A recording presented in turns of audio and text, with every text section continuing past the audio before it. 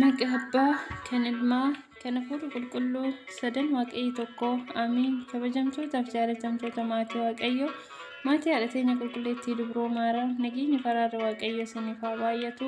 Akkam bultaan akkam ooltaan akkam sa'aatii kana eegda amiin. Akka gadi balleessa keenya osoo nurra lakkaa'een gooftaan keenya uumaan keenya tiksee sa'aatii kanaan nu ga'e maqaan isaa kan galatoomuuf kan ulfaate nuuf haa ta'u amiin.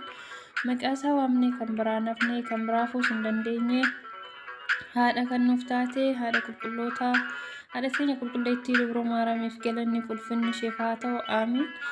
Ergamootaaf qulqullootaaf duuka bu'ootaaf akkuma kenna waaqayyo isaaniif kennetti hunduma isaaniitiif galanni haa ta'u amiin. Baga ayyaanota guyyaa irraa ji'aan hoggaa yaadatamanii oolaniin isin ga'e amiin. Baga walumaan nuun ga'e gaanis obboleettiin keessan dadhabduuf dubbamtuu kanan ta'e walaloo hafuuraa qabadhee isin gidduutti argameen jira.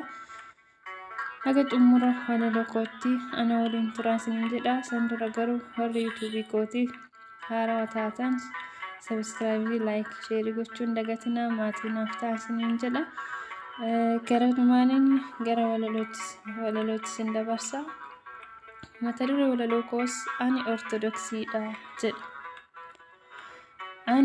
Anis ortodoksiidha ishee eebbifamtuu iddoo qulqullooftuu tawaahidoo haadha gooftaa deessuu wareegamtoota dhugaadhaan tarkaanfatti harma ishee hoosifti ilmaan isheef gadditi misiraachoos labsiti ilmaan isheef gadditi misiraachoos labsiti.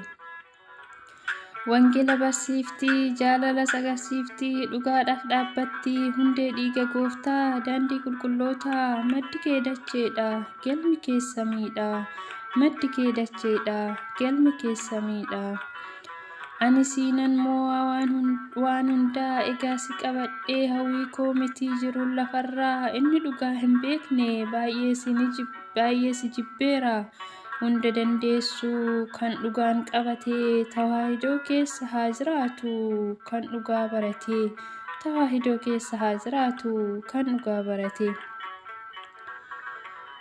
Kan dhugaa hin barreef laphee akka deebisu si'oonan kadhadhaa yeroo hundumaa abbaa koo lalistee haa jiraattu tawaahidoo amantiin koo lalistee haa jiraattu tawaahidoo amantiin koo. Akkanaanii miti ati kan argamte tawaahidoo haadha gooftaa yaa hayyuu beektotaa yaa hangafa raajotaa nutoo beeknee otoo hubannee gaarummaa kee barree harka si qabannee gaarummaa kee barree harka si qabannee. Loltoonni kee yoo si marsee hamaa kee siif hawwee ganamaaf galgala si balleessuuf fiigee waaqa jabaa qabnaa nutoo hin sodaannu inni nu waliin jira. Qorichi keenya fayyisaan addunyaa inni nu waliin jira qorichi keenya fayyisaan addunyaa. Tawaahidootoo ati kan dhaabattee dhiiga kiristoosii dhagaa hin sochoone akka Phexrosii gaaddidduu afaan koo haadha koo tawaahidoo sin faarfadha bara jireenyaa koo haadha koo tawaahidoo sin faarfadha bara jireenyaa koo. Amiin. Kakaasee kan na jalqabsiisee kan na xumursiisee galanni waaqayyo uumaa keenya Sillaaseef bara hamma baraatti haa ta'u amiin.